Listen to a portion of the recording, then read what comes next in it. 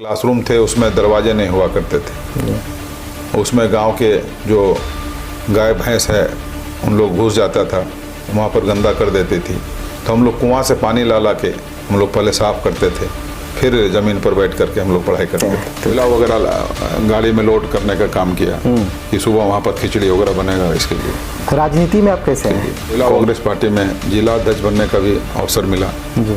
2012 में हम जिला अध्यक्ष बने। आप 2014 का बोकारो विधानसभा इलेक्शन भी आपने लड़ा। जी जी आपको वहाँ से हार मिली थी। जी जी। क्या वजह रही, कहाँ चूक हो गई थी? अभी जो बोकारो में एक चर्चा है कि चास नगर निगम का आप चुनाव लड़ेंगे, खूब बातें हो रही हैं। अगर आप चुनाव लड़ते हैं तो किन किन मुद्दों के साथ आप नगर निगम का चुनाव लड़ेंगे? पार्टी के तरफ से कई बड़े लीडर हमें इस बात पर कहने का काम किया है कि आपको चुनाव लड़ना चाहिए, आपको कांग्रेस का आंतरिक रूप से फेस होना चाहिए। एशिया महादेश का, हम देश का नहीं कहते हैं, एशिया महादेश का बेहतर शहर के रूप में बोकारो हो सकता था। लेकिन आज एक बच्चा कोई ऐसा नहीं है जिसको हम इस बोकारो में जॉब दे सके। शाम के 6 बजे के बाद आप कुछ नहीं खाते हैं? जी जी। क्यों, ऐसा क्यों? वो ऐसा इसलिए कि हमने अपने नेता आदरणीय इमरान प्रतापगढ़ी साहब को देखे कि बहुत हेल्दी थे। बीच में जब दिल्ली में जाके देखने के मौका मिला तो बहुत स्लिम हुए। अच्छा, तो इमरान प्रतापगढ़ी साहब से जब आपकी पहली मुलाकात हुई थी तो क्या बातें हुई? और जब वो आपको झारखंड अल्पसंख्यक विभाग के अध्यक्ष बना के जब यहाँ भेजे, उस वक्त क्या आपसे बात करके यहाँ पे भेजे थे? यही हमको भेजे यहाँ पर कि देखो मंजूर, आपको कुदरत ने सारा कुछ दिया है, आपका भी संघर्ष का एक लंबा कार्यकाल रहा है, आप जाओ तो लोगों का आवाज़ बनाओ। और जो सच बात है, अगर सच बात है और वो पार्टी उसको नहीं पसंद करती है और लेकिन सच है, तो उस बात को भी आप उठाओ। तो ये डर लगता है सरकार से? निश्चित तौर पर हमें किसी से डर नहीं लगता है। आपको अगर मौका मिला बोकारो के लोगों की सेवा करने की तो क्या क्या सबसे पहले करेंगे? क्योंकि सरकार को बने हुए लगभग 6 साल तो हो चुके हैं, इंडिया गठबंधन की सरकार है, मगर अभी तक मदरसा बोर्ड, अल्पसंख्यक वित्त निगम, हज बोर्ड, उर्दू एकेडमी, इन लोगों की गठन अभी तक नहीं हो पाई है। जो अल्पसंख्यक समुदाय जो है वो आँख बंद करके महागठबंधन को वोट करता है। इसके बाद भी सर इतनी देरी किस बात की हो रही है? कि हमारी जो आज सरकार है वो चाहे जेएमएम को वोट मिला हो या आरजेडी को मिला हो या कांग्रेस को मिला हो, जो हमारे प्रदेश के अल्पसंख्यक है वो उन्होंने 100 में 100% हमारी सरकार को, हमारी गठबंधन को वोट देने का काम किया है। कि हमारी 6 साल की सरकार है, लेकिन जो हमारी मौलिक सुविधा और मौलिक हक थी वो आज तक नहीं हो पाया है। नमस्कार, आप देख रहे हैं दी खबर टाइम्स। मैं हूं शाहिद करीम। आज हमारे साथ इस पॉडकास्ट में बहुत ही खास मेहमान मौजूद हैं। जी हां, झारखंड कांग्रेस अल्पसंख्यक विभाग के प्रदेश अध्यक्ष समाज सेवी मंजूर अंसारी साहब। सर, आपका बहुत बहुत शुक्रिया, आपने अपना वक्त दिया। सर, सवाल यहीं से शुरू होता है कि आपकी शुरुआती जिंदगी कैसे गुजरी? आपका भी बहुत बहुत धन्यवाद, शुक्रिया कि आपने हमें ये मौका दिया। शुरुआती ज़िंदगी हमारे बहुत साधारण परिवार में जन्मे। घर के हालात कैसे थे? हमारे फादर बोकारो स्टील प्लांट के जो विस्थापन का दंश अपने आँखों से उन्होंने झेला, और वो एक साधारण कर्मचारी बोकारो इस्पात संयंत्र के रहे। उन्हीं के साथ जो परवरिश मिली, जो गांव का कल्चर रहा, उनके मुंह से भी हम लोगों ने सुना करता था कि बोकारो स्टील प्लांट के अंदर में जो गांवें हमारी हुआ करती थी वो कैसी गांव थी हमारी।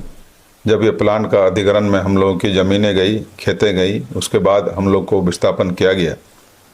हम लोग आज के दिन में बालीडी में रहते हैं, जो हम लोग को बसाया गया है। एक साधारण जिंदगी का शुरुआत रहा। शुरू से ही आप बोकारो में ही रहे हैं? बचपन आपका गुजरा है बोकारो में ही? जी जी, शुरू से ही हम बोकारो ही रहे हैं, यहीं के बेटा हैं।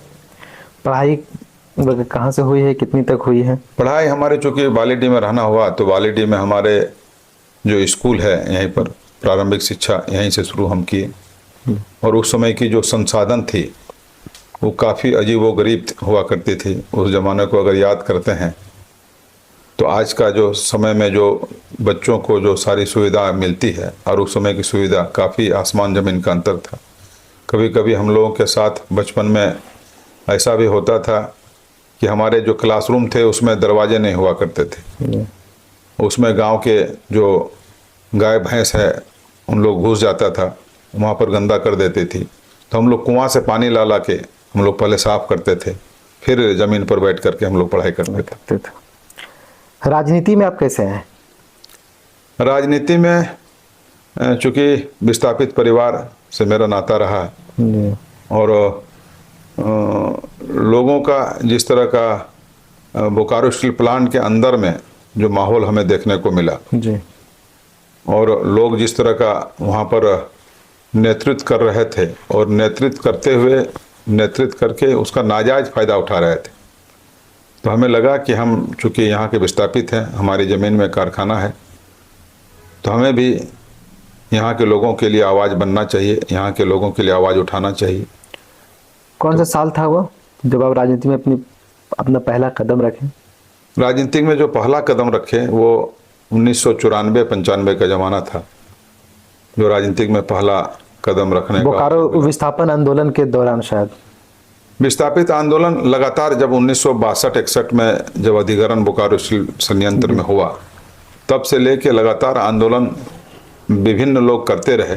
लेकिन हमारा जब से हम शऊर में आए, जब हम अपने आप को 18 साल 20 साल क्रॉस किए, तब एक विस्थापित समन्वय समिति करके एक संस्था का गठन हुआ जी। उसमें जो हमारे राजा हुआ करते थे, ठाकुर सरजू प्रसाद सिंह, हमारे बड़े भाई रोहित लाल सिंह, वासुदेव मिश्रा, ऐसे विभिन्न समाज के जो अच्छे लोग थे, सारे लोगों का समावेश हुआ। इसीलिए उस संस्था का नाम विस्थापित समन्वय समिति रखा गया। तो उसमें हम एक बेहतरीन सहयोगी के रूप में हमें काम करने का अवसर मिला और हम लोगों ने बहुत ही ज़मीनी स्तर तक का काम किया।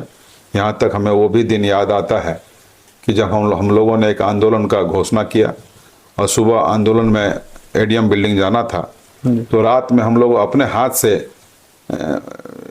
कटोरी में कोयला वगैरह गाड़ी में लोड करने का काम किया कि सुबह वहाँ पर खिचड़ी वगैरह बनेगा इसके लिए, और काफ़ी उत्साहित होते थे। उस ज़माने में, आज के ज़माने में इतना संसाधन से भरा हुआ है कि कल कोई प्रोग्राम करिएगा तो आज फ्लैक्स बन के रेडी हो जाएगा। उस ज़माने में हम लोग एक बैनर बना रहे थे, आज भी हमें याद है। उस रैली का नाम था आक्रोश रैली। अच्छा। तो उस बैनर बनाने में हमें लगता है कि जो हमारे पूरी जो टीम के लोग थे, वो एक सप्ताह से सिर्फ एक बैनर कागज में कपड़ा में लिखने के लिए लगातार जो पेंटर से हम लोग लिखवाते थे, तो प्रतिदिन हम लोग जाते थे, तो आज 2 अक्षर लिखाया है तो कल 3 अक्षर लिखाया है। वैसे करते करते एक सप्ताह तक उस बैनर को बनाने में हम लोग समय दिए। तो काफ़ी संघर्ष का समय रहा। शुरुआती पार्टी कौन सी रही आपकी? शुरुआत में ही हम विस्थापित संगठन से जुड़े रहे जी। और उसके बाद वहाँ लगातार हमने काम करने का प्रयास किया। फिर वो करते करते राजनीतिक में आए और राजनीतिक में कांग्रेस पार्टी में जिला अध्यक्ष बनने का भी अवसर मिला जी। 2012 में हम जिला अध्यक्ष बने। 2012 से 2023 तक आप बोकारो के कांग्रेस के जिला अध्यक्ष जी कांग्रेस के जिला अध्यक्ष रहे हैं। इसमें काफ़ी अनुभव और भी अनुभव। कांग्रेस आपने ज्वाइन कब किया? कांग्रेस हम लोग लगातार पार्टी में ही रहे और सक्रिय रूप से हम 2010-11 से हम लोगों ने काम करने का शुरू किया। आप 2014 का बोकारो विधानसभा इलेक्शन भी आपने लड़ा? जी जी। आपको वहां से हार मिली थी? जी जी। क्या वजह रही, कहाँ चूक हो गई थी? क्योंकि उस समय का मेरा जो राजनीतिक अनुभव था और बहुत ही अपने आप को परिपक्वता नहीं समझ रहे थे। राजनीतिक में कितने तरह की परिस्थितियां से गुजरना पड़ता है। आंदोलन का मिजाज था और संजोग से उस समय हमारे यहाँ से विधायक इजराइल अंसारी हुआ करते थे जी। किसी कारण बस उन्होंने पार्टी छोड़ी। तो वैसे समय में नेतृत्व ने हमें दिया। हमारे लिए कहें कि दुर्भाग्य रहा कि उस समय जब चूँकि मौजूदा विधायक इजराइल अंसारी थे और फिर वो चुनाव मैदान में आए दूसरे पार्टी से, वो हमारा एक नुकसान का एक बड़ा कारण रहा। अच्छा। तो इससे हमारी वोट में बिखराव हुआ। कितना वोट आपको मिला था? वोट हमें 29,000 कुछ वोट मिला, लगभग 28,000 या 29,000 कुछ वोट मिला। अच्छा, 2014 की बात है जी 2014। अभी जो बोकारो में एक चर्चा है कि चास नगर निगम का आप चुनाव लड़ेंगे, खूब बातें हो रही है। अगर आप चुनाव लड़ते हैं तो किन किन मुद्दों के साथ आप नगर निगम का चुनाव लड़ेंगे? देखिए, इसमें कार्यकर्ताओं का ये अपेक्षा है कि हम चुनाव लड़ें, और हमें लगता है कि अगर पार्टी आलाकमान पार्टी का अगर निर्देश होगा कि हमारा जैसा फेस चास नगर निगम जैसा क्षेत्र में आना चाहिए, तो हम उस पर विचार करेंगे। अगर यहाँ का लोगों का समर्थन रहा, पार्टी का दबाव रहा, तो आने वाला समय में इस पर हम विचार करेंगे। अभी कंफर्म नहीं है कि आप चुनाव नहीं लड़िएगा? अभी जब तक घोषणा नहीं पार्टी हुआ की है, तरफ से पार्टी की तरफ से कई बड़े लीडर हमें इस बात पर कहने का काम किया है कि आपको चुनाव लड़ना चाहिए, आपको कांग्रेस का आंतरिक रूप से फेस होना चाहिए। उस पर कार्यकर्ताओं में एक चर्चा है। आने वाले समय में हम भी अपने हिसाब से एनालिसिस करेंगे कि अगर कार्यकर्ताओं को मन होगा और पार्टी का अगर चुनाव लड़ने का निर्देश होगा तो उस पर हम विचार करेंगे। सर, बोकारो को अगर हम नज़दीक से देखते हैं, यहाँ के शहरी क्षेत्र को अगर देखते हैं तो वो ठीक ठाक है, मगर जब गांव की तरफ आप कूच करते हैं तो बहुत बुरी स्थिति में बोकारो है। इसके पीछे की वजह क्या है? नहीं, हमें तो चूँकि जो भी बातें हो रही है व्यक्तिगत हम लोग आपस में अपनी बात कर रहे हैं। हमारा नज़र जो देखता है वो बोकारो शहर भी जो होना चाहिए था वो नहीं। मैंने कहा ठीक ठाक है, मतलब बहुत बेहतर नहीं है। गांव तो ठीक है ही नहीं है। अगर हम शहर की बात करें तो ये शहर 1961-62 के बाद से यहाँ पर औद्योगिक कारखाना लगना शुरू हुआ। अगर हम देखें तो बोकारो शहर काफ़ी बेहतर शहर के रूप में पूरे एशिया महादेश का, हम देश का नहीं कहते हैं, एशिया महादेश का बेहतर शहर के रूप में बोकारो हो सकता था। लेकिन राजनीति के जो भी लोग उस ज़माने में रहे या आज तक जो भी रहा, शायद उसको नहीं समझ पाए या कोई परिस्थितियां भी ऐसी रही होगी जो नहीं हुआ। आज अगर हम देखें तो एशिया महादेश का सबसे बड़ा कारखाना हमारे इस बोकारो में। और अगर आप लिविंग स्टैंडर्ड अगर आप देखेंगे तो वैसे बच्चे जो हायर एजुकेशन किए हैं, IIT से किए हैं, तो उसको जॉब देने लायक हम एक बच्चा कोई ऐसा नहीं है जिसको हम इस बोकारो में जॉब दे सकें। हम 10 से 20 हज़ार नौकरी वाले लोगों को जॉब दे सकते हैं, बहुत हुआ तो 30,000 रुपया नौकरी वाले दे सकते हैं। ऐसे बच्चे जो लाख रुपया से ऊपर का जिसका सैलरी होगा, उसका एक जॉब देने लायक हमारा ये बोकारो नहीं रहा। अगर जो भी राजनीतिक में पावर में रहे, जिसके कलम में ताकत रही, वो अगर चाहते तो इस बोकारो को जिस तरह का और जगह में जो शिक्षा के भी क्षेत्र में अगर हम देखते, शिक्षा के क्षेत्र में भी काफ़ी बेहतर हम यहाँ पर कर सकते थे। एक्चुअल में सर, बोकारो के साथ एक मसला ये भी है कि लोग कहते हैं कि बोकारो में अगर चाहे तो बहुत रोज़गार पैदा हो सकता है या बहुत लोगों को रोज़गार दिया जा सकता है, लेकिन यहाँ के युवा बाहर की ओर कुछ कर रहे हैं, पलायन कर रहे हैं। ये हम लोग की शर्मिंदा की बात है। युवा, चूँकि हम यहाँ के बेटा हैं तो हमको आंतरिक रूप भी हम देखते हैं, इंटरनल भी देख रहे हैं, एक्सटर्नल भी देख रहे हैं। हम अच्छे अच्छे घर के बच्चे को देख रहे हैं, जो अच्छे घर के बच्चे थे, आज वो अपने मुंह छिपा करके टिफ़िन ले करके किसी प्राइवेट जगह में अपने रोजी रोटी करने के लिए जा रहा है। ये हमारी आंख देख रही है। सर, इसके पीछे वजह क्या है, किसकी गलती है? इसके पीछे अगर हम वजह कहें, 6 साल तो आपकी भी सरकार की हो गई है। निश्चित तौर पर इसके पीछे अगर हम वजह कहें तो ये हमारी केंद्र सरकार की पहला वजह मानेंगे हम, इसलिए नहीं कि हम हमारी ये तो फिर वही बात हुई कि आप कुछ भी कर दे, आप केंद्र सरकार की बात कर दे। आपकी सरकार कहती है कि हम इतना नौकरी देंगे। बोकारो स्टील प्लांट जो है वो केंद्र शासित प्लांट है, ठीक है। ये हमारे गवर्नमेंट ऑफ इंडिया के अंडरटेकिंग है। इसका जो मेन ऑफिस है वो लोधी रोड में अवस्थित है। हम अगर चाहते तो जो बियाडा हमारा यहाँ पर है, बियाडा में हमारा 300 से लगभग ज़्यादा यूनिट ऐसे हैं जो पड़े हुए हैं मरण अवस्था में। अगर केंद्र सरकार इस लाइन में काम करती तो जितने भी हमारे इंडस्ट्री छोटे छोटे हैं, अगर उसको हम अवसर देते, उसको हम सुविधा देते, तो उसमें हम हज़ारों लोगों को रोज़गार दे सकते थे। अगर हम इस प्लांट का एक्सटेंशन करते तो इसमें भी लोगों को हम रोज़गार दे सकते थे। सर, बोकारो से हट के पूरे झारखंड पे आता हूँ। आप अल्पसंख्यक विभाग के झारखंड के प्रदेश अध्यक्ष हैं आप। किसी ने मुझसे ये सवाल, जब मैंने ये फेसबुक पे ये बात कही कि मैं आपका पॉडकास्ट करने जा रहा हूँ, तो वहीं पे एक मैसेज आया कि ये सवाल आप ज़रूर पूछिएगा, क्योंकि सरकार को बने हुए लगभग 6 साल तो हो चुके हैं।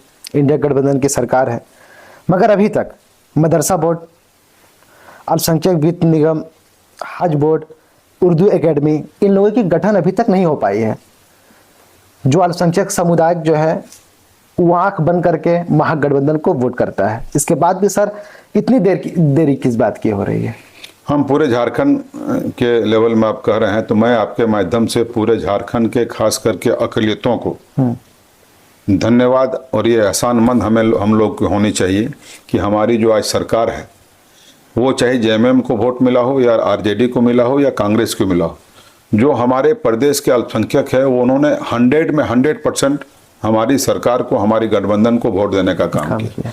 कोई ऐसा और तबका नहीं हो सकता, हम यहाँ तक कह सकते हैं आदिवासी भी, हम यहाँ तक कह सकते हैं किसी भी तरह के जो हमारे समुदाय हैं, वो जो 100% वोट किया होगा उसका भी वोट में बिखरा हुआ होगा। हम तो धन्यवाद देंगे कि अक़लियत का वोट 100% जो हमारे गठबंधन को गया। लेकिन अब तक सर, मतलब आप हज वोट का, आप उर्दू एकेडमी का, मदरसा वोट का अब तक गठन नहीं हुआ है, तो सरकार कब तक वादा करेगी? मतलब एक समुदाय तो आंख उठाकर आपकी तरफ देख रहा है कि मैंने अपना काम कर दिया, आप हमारे लिए कब काम करेंगे? निश्चित तौर पर यह सवाल जो है वो जायज सवाल है जी। मैं इस बात से आहत हूँ। मुझसे दिल्ली में महुआ माझी मिली थी, जो झारखंड से राज्यसभा सांसद हैं। मैंने उनसे ये सवाल पूछा तो वो कहें कि नई सरकार बनते के साथ ही, लेकिन आज एक साल कल पूरा हो चुका है। निश्चित तौर पर जो भी सवाल आपसे पूछा है या आपके जहन में आया है, ये काबिल तारीफ है, इस सवाल में दम है, वाजिब सवाल है। एक्चुअली हम जिस जगह खड़ा हैं, हम कांग्रेस पार्टी में अल्पसंख्यक विभाग के विंग को हम पूरे झारखंड प्रदेश में देख रहे हैं। हम अपने हिसाब से, राजनीतिक में बहुत सारी बातें होती है, बहुत सारे बंदिशें होती हैं, हमको इस बात को भी देखना चाहिए कि ये जो सरकार है ये गठबंधन की सरकार है। जो हमारे मुखिया हैं वो झारखंड मुक्ति मोर्चा से हैं। हम अपनी जो भी बात को बोलेंगे वो हम अपने शीर्ष नेतृत्व को बोलेंगे, और निश्चित तौर पर जो बात आपके दिल में है वो बात हमारे भी दिल में है। हम भी आपके माध्यम से इस बात का खेद प्रकट करते हैं कि हमारी 6 साल की सरकार है, लेकिन जो हमारी मौलिक सुविधा और मौलिक हक थी वो आज तक नहीं हो पाया है। हम उम्मीद करते हैं, कब तक इंतजार करेंगे सर? हम उम्मीद करते हैं कि हमारे जो शीर्ष नेतृत्व है उनको हमने बताने का, पूरा विस्तृत रूप से हमने बताने का काम किया है। हमें आशा है कि जल्द से जल्द ये सरकार गंभीर होगी। सर मुझे याद आता है 2016-17 का वक्त, जब रघुवर दास यहाँ के मुख्यमंत्री हुआ करते थे, और जब पूरे झारखंड में मॉब लिंचिंग का केस खूब हुआ करता था, तो कांग्रेस हो चाहे जेएमएम हो, ये लोग, इन लोगों के बड़े नेता ये बात कहते थे कि हमारी सरकार आएगी तो सबसे पहले मॉब लिंचिंग पर कड़ा कदम हम लोग उठाएंगे। लेकिन आज भी मॉब लिंचिंग की केसें खूब आ रही है, तो आपकी सरकार इस पर मौन क्यों है? क्यों नहीं इस पर एक्शन? हमारी जो आपकी लिंचिंग की बात है, निश्चित तौर पर वो हमारे लिए कठिन बात है, और लगातार जो लिंचिंग जहाँ जहाँ हुई, हमने बहुत सा जगह ऐसे हमें अवसर मिला कि जाके हम ज़मीनी हकीकत को देखने का भी हमने काम किया। और लिंचिंग पर हमारी जो सरकार है वो कानून, कठोर कानून बनाने के लिए यहाँ तक कि राजभवन भेजा गया था, उसमें कुछ त्रुटि करके उसको वापस फाइल को कर दिया गया। हम लोगों ने ये, हमें भी अवसर मिला कि हमारे देश के नेता आदरणीय इमरान प्रतापगढ़ी साहब की क़यादत में आदरणीय मुख्यमंत्री हेमंत सोरेन जी से मिलने का मौका मिला।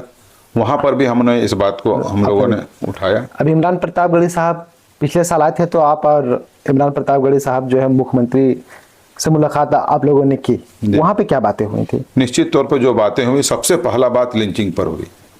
बातें और सारी हुई, लेकिन लिंचिंग पर हमारे नेता आदरणीय इमरान प्रतापगढ़ी जी ने बहुत ही स्पष्ट और बहुत ही अदब के दायरे में बहुत साफ सुथरा शब्द से बात की।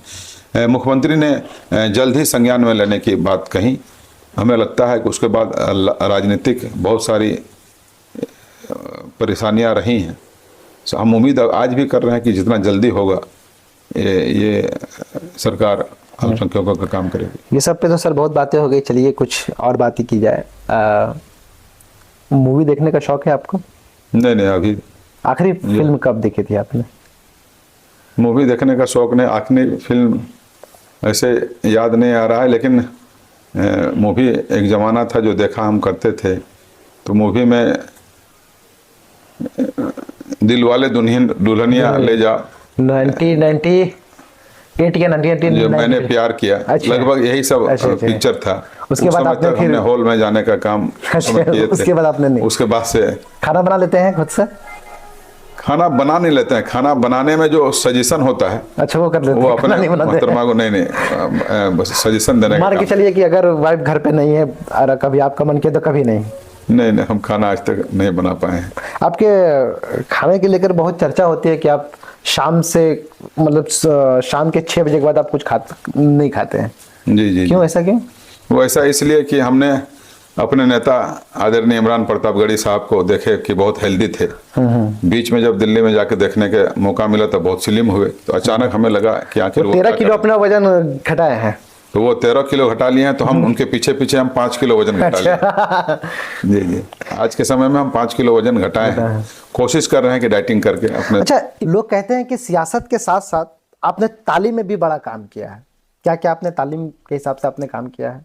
आपको हमने पहले बताया कि जब अपने बचपन में स्कूल अपना जाया करते थे तो वहाँ दरवाज़ा नहीं हुआ करता था, और कभी कभी गाय भैंस घुस के गंदा करती थी, तो हम लोग कुआं से पानी ला करके बाल्टी से पानी मार के पहले उसको साफ करते थे, फिर बैठते थे। उसी दरमियान में हमें लगता है 8 क्लास या 7 क्लास या 8 क्लास में होंगे, बगल में एक हमारा होली क्रॉस स्कूल है, बड़ा स्कूल है जी। तो वहाँ पर एक प्रोग्राम में जाने का मौका बच्चों के साथ मिल गया। तो सपना में भी नहीं सोचे थे हम लोग, क्योंकि ज़मीन में बैठ के यहाँ पर पढ़ते थे, गोबर रहता था अगल बगल में, गंदा रहता था, कोई थूक देता था, इस तरह का होता था। तो वहाँ जाके देखने में हमें लगा कि ऐसा भी स्कूल होता है जहाँ चेयर हो बैठने का। अच्छा। गार्डन अंदर में गार्डन हो, सारे लोग ड्रेस में हैं, अजीब एकदम प्लस्तर किया हुआ स्कूल है, लाइट है, सबसे एकदम वेल मेंटेन है। वो देख के काफ़ी हम प्रभावित हुए, और हमें डर लगने लगा कि कहीं लोग हम लोग यहाँ से निकाल देगा बाहर, कैसे हम घुस गए।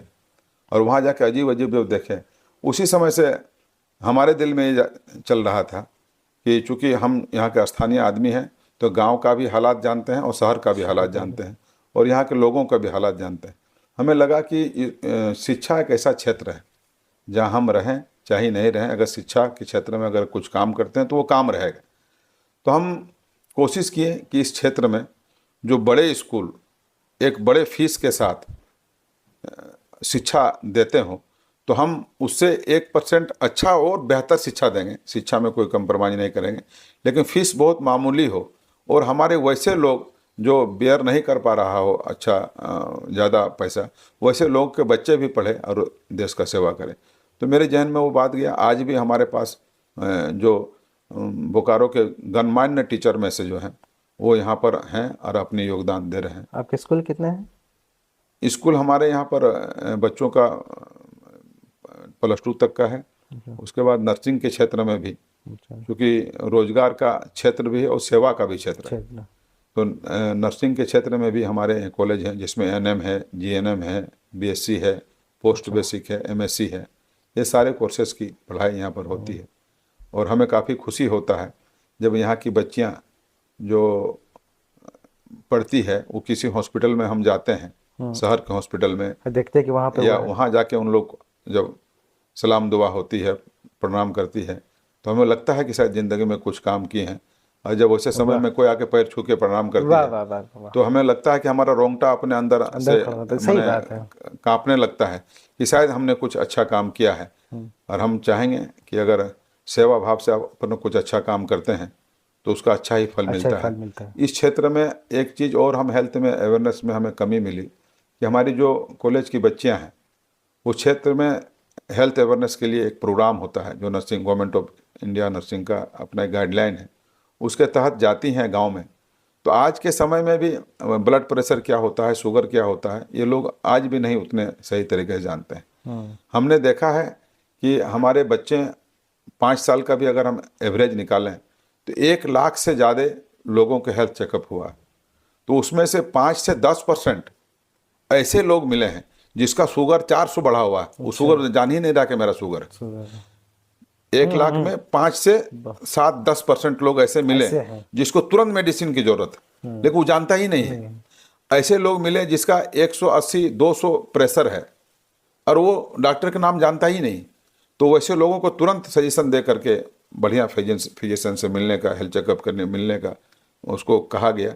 उसमें शायद ऐसे कितने लोग होंगे जो अप्रिय घटना से बचे हैं। तो इससे लगता है कि हम क्षेत्र में कुछ अच्छा काम करने का हमें अवसर मिला है। हम उम्मीद करते हैं कि आने वाले अगले साल तक हम एक हॉस्पिटल भी हाँ। ऐसा देने का काम करें अपने कैंपस में, जो अगल बगल के लोगों को एक सेवा भाव भी सेवा हो, भाव। और अंदर से अगर सेवा भाव रहेगा तो हर जगह आपको कामयाबी मिलेगी वाह। करके अपने। अच्छा, इमरान प्रतापगढ़ी साहब से जब आपकी पहली मुलाकात हुई थी तो क्या बातें हुई, और जब वो आपको झारखंड अल्पसंख्यक विभाग के अध्यक्ष बना के जब यहाँ भेजे, उस वक्त क्या आपसे बात करके यहाँ पे भेजे थे?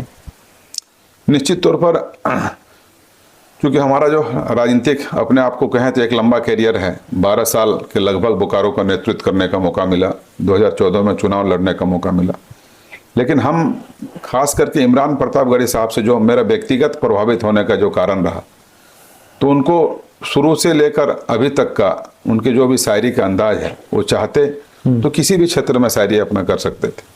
उनके दिल में जो एक कसक लगा हमें कि जो गरीब पर, जुल्म पर आवाज़ उठाना, आखिर कोई भी कलाकार होते हैं या कोई भी राइटर होते हैं, वो अपने जहन को बहुत दूर तक ले जाते हैं तभी कुछ कर पाते हैं। शायद उतना हम लोग को समझ में नहीं है, लेकिन उनकी जो कलम में है, उनकी जो आवाज़ में है, वो लगा कि सही मानों में इनके दिल में अंदर तक दर्द भरा हुआ है। तो इससे हमें लगा कि राजनीतिक में ठीक है, कभी हम लोग ऐसे भी हाँ, वो आप कह सकते हैं कि इमरान प्रतापगढ़ी देश के सबसे महंगे शायर हैं, आज की डेट में भी है और उस वक्त में भी है, उसके बाद भी वो राजनीति। तो आपकी बात क्या हुई जब वो आपको झारखंड का अध्यक्ष, जब वो उन्होंने आपको बनाया? जी जी जी। तो वो क्या कहकर यहाँ भेजे कि वो क्या कहा कि यही हमको भेजे यहाँ पर कि देखो मंजूर, आपको कुदरत ने सारा कुछ दिया है, आपका भी संघर्ष का एक लंबा कार्यकाल रहा है, आप जाओ तो लोगों को आवाज़ बनाओ, और जो सच बात है, अगर सच बात है और वो पार्टी उसको नहीं पसंद करती है और लेकिन सच है, तो उस बात को भी आप उठाओ। तो ये बात हमें बहुत प्रभावित किया कि अगर हो सकता है कि पार्टी को नागवार गुजरे, लेकिन सच बात है जी। अगर अक़लियत से जुड़ा हुआ कोई भी मसाइल हो और जो बात में दम है, जो बात में कहीं जुल्म हो रहा है, तो उसका आप आवाज़ बनो। और निश्चित तौर पर अगर कोई बड़े लीडर भी आपको चुप रहने के लिए बोले तो आप चुप मत रहो, जो भी होगा उसको हम देख लेंगे, लेकिन उसका अल्पसंख्यक का आप आवाज़ बने। डर लगता है सरकार से? निश्चित तौर पर हमें किसी से डर नहीं लगता है, हमें अपने आप से डर लगता है कि आज के समय के जो राजनीतिक करने का जो माहौल देख रहे हैं, वो अजीब सा माहौल है। हम किसी पर गिला, किसी पर शिकवा क्या करें, लेकिन अभी का माहौल में राजनीति का परिस्थितियां बदला हुआ सा है। अभी सिर्फ लोग सेल्फ सोचते हैं, बातें हम माइक में आकर के बहुत बड़ी बड़ी कर लेते हैं। मौजूदा दौर में सबसे प्रभावित नेता कौन कौन है? मौजूदा दौर में सबसे प्रभावित नेता हमारे लिए राहुल गांधी जी हैं। मौजूदा दौर में सबसे प्रभावित नेता हमारे इमरान प्रतापगढ़ी जी हैं। जी। आप पूछ सकते हैं कि क्यों हैं? क्यों? तो हम आपको जवाब देंगे कि जब आने वाले नस्लें याद करेगा कि जब पूरे दुनिया में नफरत की बयार बहाई जा रही थी, जब पूरे दुनिया में एक साजिश के तहत, वो मीडिया के क्षेत्र में हो, एजुकेशन के क्षेत्र में हो, सांसद में हो, विधायिका में हो, सब जगह एक नफरत का आवाज आ रही थी, वैसे समय में भी राहुल गांधी अपने आइडियोलॉजी से कंप्रोमाइज नहीं किए। राहुल गांधी जी, जब हम कभी कभी अपने ज़िंदगी में देखते हैं कि हम जिस मिशन को लेकर चलते हैं उसमें हमें कामयाबी नहीं मिलती है, तो बहुत अंदर से लगता है कि हम टूट गए हैं या नहीं कर पाएंगे। लेकिन राहुल गांधी जी में एक और खासियत जो नज़र आई कि उनकी जो आइडियोलॉजी है, उनकी जो लक्ष्य है, उसके प्रति कितनों भी नकारात्मक परिस्थितियां बनती है, बावजूद उसके अंदर में वो टूटते नहीं हैं। और मैं आपको बता दूं कि शायद आपका ये बात आपके कैमरे में कैद हो जाए, आने वाले समय में वो एक ऐसा लीडर होंगे, आज हम उसको अपने चैनल के माध्यम से या एक स्ट्रेटेजी के माध्यम से हम उसको पप्पू बोलें या कुछ भी बोल लें, आने वाला समय दुनिया का जो राजनीतिक स्थल है उसमें राहुल गांधी याद किए जाएंगे।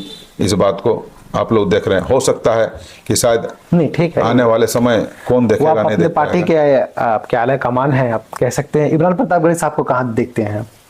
इमरान प्रतापगढ़ी साहब को हम देखते हैं कि आने वाले समय में जी। खास करके उनकी जो बातें होती हैं, वो कभी आज तक जितने दिन से हमारी संपर्क उनसे रही है, कभी विवादित बात या छोटा बात। इमरान प्रतापगढ़ी साहब को आप कहाँ तक देख रहे, जो मैं सवाल किया था उसी सवाल से लेकर के आखिर उनकी कद कहाँ तक आप देख रहे हैं कि कहाँ तक वो पहुंचेंगे? उनकी कद और उनकी जो काबिलियत हम देख रहे हैं वो बहुत कम लीडरों में देखने को मिलता है।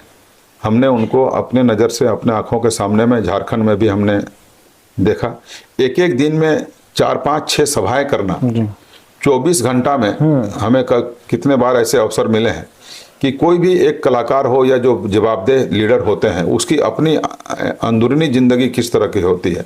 तो हमें 24 घंटा में उनको हम देखे हैं कि एक बार भी खाने का सही से मौका ना मिला हो, इस तरह का भी उनको समय बिताते हुए हमने देखा है। हमें आने वाले समय में नहीं कभी दिखता है कि एक लीडर जो 8 सभाएं 9 सभाएं एक दिन में करता हो, तो कितना बजे उनको सोना पड़ता होगा, कितना बजे उनको उठना पड़ता होगा। तो हमें लगता है कि आने वाले समय का एक, आने वाले नस्लों के लिए एक आइडल बनेंगे। SIR के बारे में क्या ख्याल है आपके?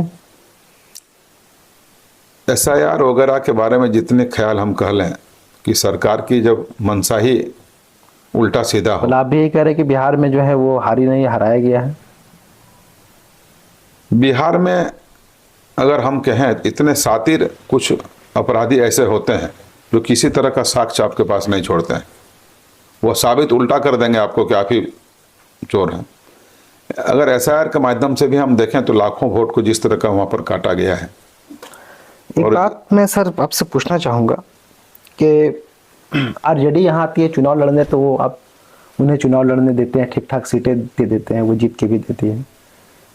लेकिन आपके झारखंड में जो आपके मुख्यमंत्री हैं, उनकी पार्टी वहाँ चुनाव लड़ने जाती है तो उन्हें सीट ही नहीं दिया जाता है।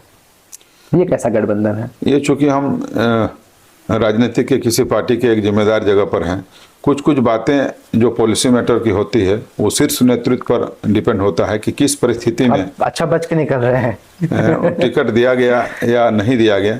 व्यक्तिगत अगर हमें कहें तो हमें ऐसा दिखता है कि शायद उनको भी देना चाहिए और साथ में लेके चलना चाहिए, लेकिन ये नेतृत्व पर निर्णय होता है। तो इमरान प्रतापगढ़ी साहब के आप इतने करीबी हैं, उनके फैन हैं या ये कह लें वो आपके आला कमान है, कोई शेर उनका याद हो या फिर कोई और शेर तो सुना सकते हैं? नहीं, शेर तो उनके बहुत याद हैं, लेकिन हम बोल नहीं पाएंगे क्योंकि वो हमसे नहीं होता है। उनकी जितनी भी शेर हैं वो बहुत दिल से छूता है। एक बार बीच में वो जो विदेश में कहीं पढ़ रहे थे और कहीं हम उनको शेर देख रहे थे, वो अबाबिल पर जो पत्थर कंकड़ी लेकर आ जा, है ना, तो उस तरह का बात बोलने से लगता है कि उसके अगर अंदर में हम गहराई में जाएं तो उनके जहन कहाँ तक, किस गहराई में, किस दर्द में डूबा हुआ है, तो सब देख करके काफ़ी अच्छा लगता है। आपको अगर मौका मिला बोकारो के लोगों की सेवा करने की तो क्या क्या सबसे पहले करेंगे? बोकारो का सेवा करने का मौका आज भी मिला हुआ है, मिलने का अंदाज अलग अलग है। आज भी कोई दिन ऐसा खाली नहीं है जो कुछ लोगों का सेवा करने का मौका नहीं मिलता है। आज भी किसी को रेफर कराना था तो उसको सेवा दिए हैं। आज भी कहीं से कुछ लोग कंस्ट्रक्शन कर रहे हैं, उसका ऑफर आया, उसका सहयोग का, तो उसका सहयोग किए। जितना चूँकि हमने खुद ज़मीन से उठे हैं तो हम कोशिश करते हैं कि लीडर ऐसा बने कि सबसे पहले हम अपने घर का, अपने बच्चों का, अपने फैमिली का एक अच्छा व्यक्ति बने। फिर हम अपने घर से जैसे दरवाज़ा बाहर करते हैं तो जो हमारे अड़ोस पड़ोस के लोग हैं वो हमारे स्वभाव से, हमारे काम से वो प्रभावित रहें और उनको लगे कि एक अच्छा आदमी है। तो लीडर वैसे बनना चाहिए, हमारे मोहल्ले हो, हमारे गांव हो, फिर हमारा शहर हो, जहाँ तक हो सके लोगों को मदद करना चाहिए और हम कोशिश करते हैं कि लोगों को मदद कर पाएँ। ये आपका कैमरा है, आप अपनी जनता से मुखातिब हो सकते हैं, जो बात करनी है आप कर सकते हैं, जो बात कहनी है आपको। हम आपके कैमरे के माध्यम से अपने जनता जो हमारी आवाज़ सुन रहे हैं कि किसी भी परिस्थिति में हम अपने देश के लिए और हर दौर पर कुछ ऐसे भी पार्टी रहे हैं, ऐसे भी लोग रहे हैं जो आपस में हमें तोड़ने का काम करेगा, लेकिन हम ऐसे आइडियोलॉजी से आते हैं कि हम मोहब्बत का पैगाम हमें देना चाहिए। हमें नकारात्मक बात को नहीं सुनना चाहिए, उसको बहुत ज़्यादा चर्चा भी नहीं करना चाहिए। हम अपने पॉजिटिव बात से अपने लोगों को, अपने क्षेत्र में हम मोहब्बत कायम करें, हम सेवा दें, चाहे वो किसी भी जाति का हो, किसी भी धर्म का हो। अगर उसको किसी भी तरह का ज़रूरत है तो उसको हम मदद करें, ये हमारी इंसानियत होनी चाहिए। हमें लगता है कि पार्टी से बड़ा सबसे बड़ा इंसानियत है, और इंसानियत को जिंदा रखने के लिए हम मोहब्बत कायम करें। तो ये थे मंजूर अंसारी साहब, जो बहुत खुलकर बात किए। किसी का एक शेर है कि 100 चांद भी चमकेंगे तो क्या बात बनेगी, तुम आओ तो शाम की औकात बनेगी। तो ये शाम आज बहुत हसीन हो गई है।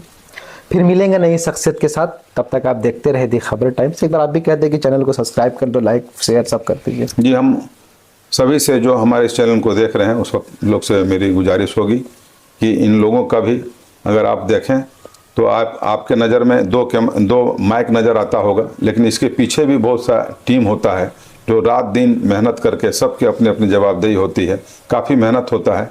हम आपसे भी गुजारिश करेंगे कि इसको सब्सक्राइब करें, इनको दुआ दें और ये आगे बढ़ें, और जो झारखंड की जो आवाज़ है ये आवाज़ बने। बहुत बहुत शुक्रिया।